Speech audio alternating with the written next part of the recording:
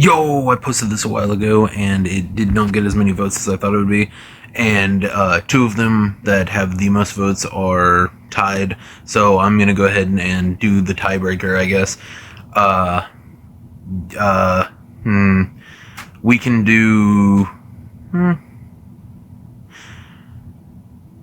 We can do best animated villain ever for this video, and then next video I'll do that one unless you guys vote for a different one. But yeah, thank you to everyone who voted, and yeah, on to best animated villains ever.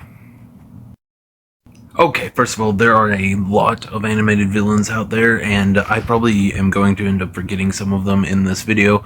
And this will be a video talking about probably just a couple, probably 5 at the most, and I'll be explaining why I love them so much and everything.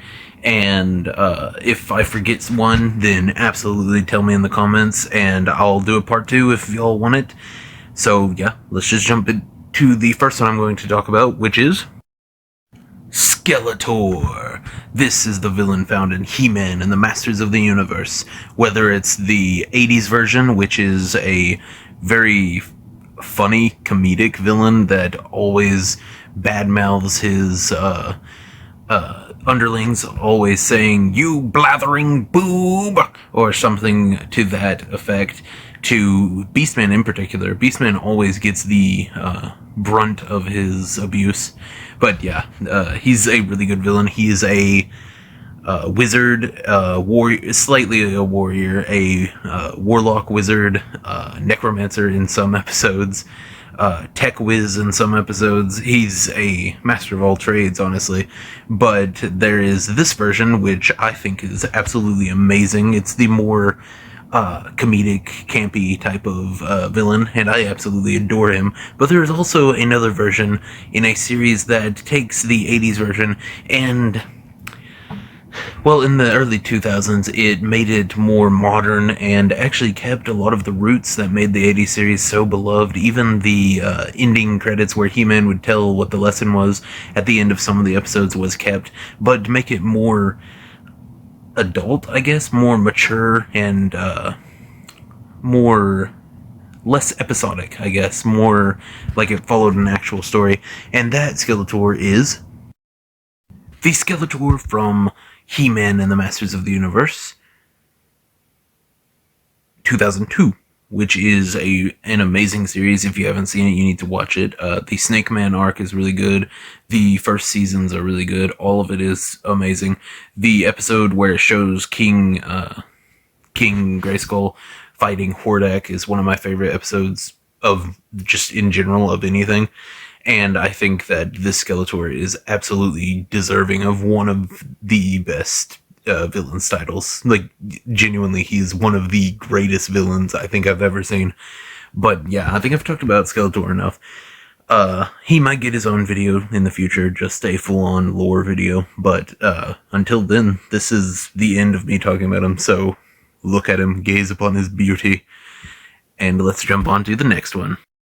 The next one I'm going to be talking about is Megatron, the leader of the Decepticons.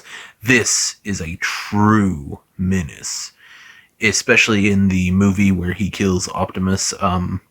Yeah. To just give you an example of why he's the best villain, he has the greatest, or one of the greatest, villain lines ever with "such heroic nonsense" before he shoots an Autobot right in the face and blows him up in front of every child that was watching in theaters. Poor guys. But yeah, this is an absolutely amazing villain. What a menace. Look at him.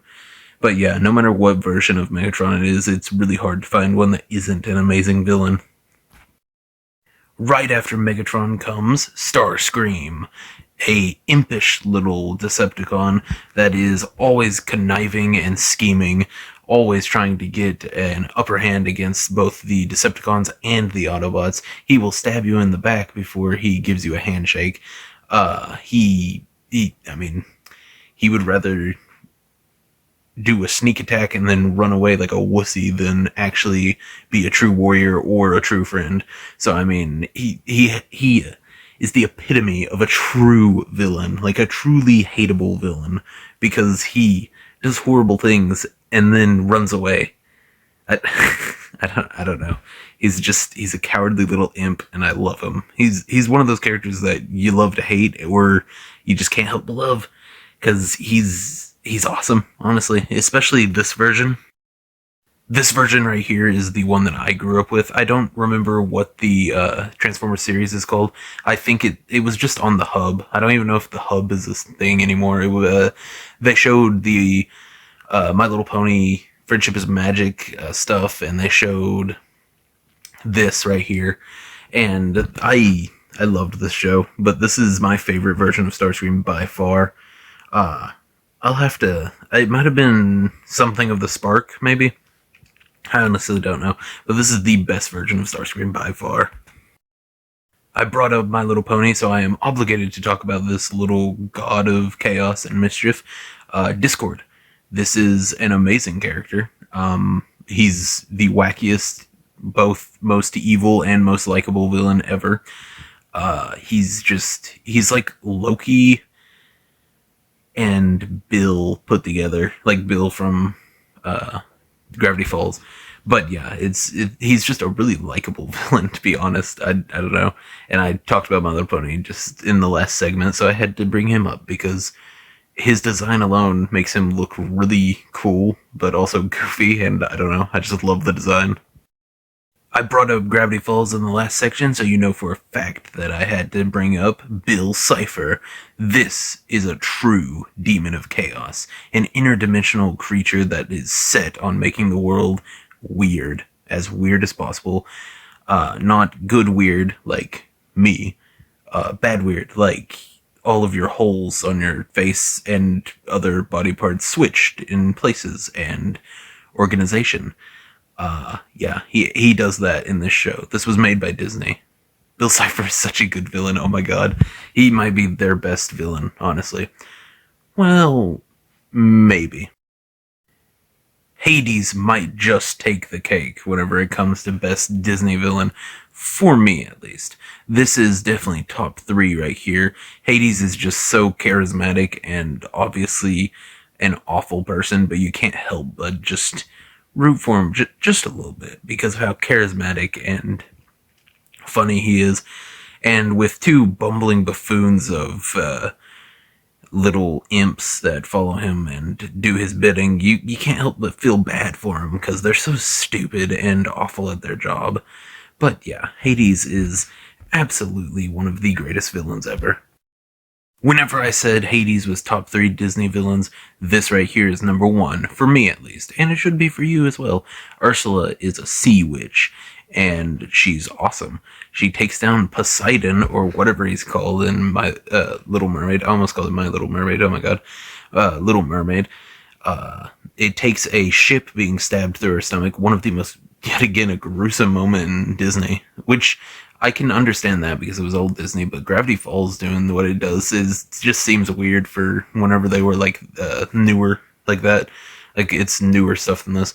But Ursula becomes a kaiju at the end and attacks, does not care. Dude, she has the best plan ever. She just takes her voice. She's just like, okay, you sung to him, well, suck it, and takes her voice.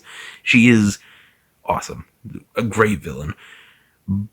But I have one more Disney villain to talk about because I was talking about this and I cannot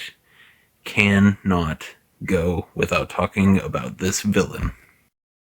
Dr. Facilier. I am a huge fan of voodoo characters, even though it's normally not actual voodoo. It's not like taken as like actual voodoo and stuff like that, but it's really cool. Papa Shango is one of my favorite wrestlers, is my favorite wrestler in general. Dr. Voodoo is one of my favorite Marvel characters, and Dr. Facilier is one of my favorite villains ever. It definitely helps that he is voiced by the legendary Keith David. Tomorrow I'm probably going to make a video talking about shows that should come back because I just want them to come back, honestly, and Keith David will be a part of that as well. So I mean, he's an amazing actor and voice actor, and this right here is one of the best Disney movies ever with the Princess and the Frog. Oh my god, yeah, Princess and the Frog. And Dr. Facilier is one of the best villains yeah, at least top 5, top 3 probably. It switches out every once in a while depending on how I'm feeling. But yeah, this is absolutely one of the best villains. I only have one more animated villain to talk about for this video at least, and I think it's one that gets overshadowed by other villains a lot, and it really makes me sad because I think they are a really, really good villain. Mumm-Ra, the Ever-Living. Yeah, this is absolutely one of the best villains ever. It's always overshadowed by Megatron, Cobra Commander, a lot of the 80s villains I've noticed, Skeletor especially, but I think Mumm-Ra is absolutely one of the greatest animated villains ever. He is really intimidating. He gives a really good edge to it because he is unbeatable. Like, I mean, the Thundercats can't do anything to him whenever he is the Ever-Living. I mean, there's a reason he has a power-up, and it's because it buffs him that much. And, I don't know, everything about him, his voice, his build, everything, the cape, how everything billows around him, it's just expertly made, honestly. It is such a good design. Simple, but absolutely effective. And the voice, if you've watched the original series, the voice Mumm-Ra has is so good. Oh my god. And if you haven't seen the early 2000 series, definitely check it out. It got canceled on Cartoon Network way too soon, if you ask me. I loved that show. The 80s show too. All of them were absolutely amazing.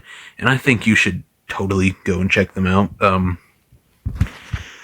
Just to watch them if you haven't, and maybe you'll see that Mumm-Ra is one of the greatest villains ever. He's just really cool. He's kind of like Skeletor, where he's a wizard and a warrior and everything, but I don't know, he brings something to the table that differentiates himself from Skeletor. I can't really explain it, but I don't know. I think it's just him, just his aura that he gives off, I guess. He just demands your attention whenever he comes into a room, whether he's the withered version of Mumm-Ra or just Mumm-Ra the Ever-Living. I think the withered version is a really cool concept just for a creature that doesn't look intimidating, but absolutely could put you down if you aren't careful, just because of his magic. And then Mumm-Ra the Ever-Living is just such a huge physical presence and magic, so I mean, it's just a really good design. Yeah, that's it for this video. I hope you liked it. Definitely comment and tell me what your favorite animated villain is, and tell me if you want a part 2, and totally like and subscribe if you liked this video. You know I have to, obviously. But yeah, tell me if you want a part 2. I would love to make a part 2. I'll probably make a part 2 even if you don't, even if nobody tells me they want one. But I would love to hear from you guys.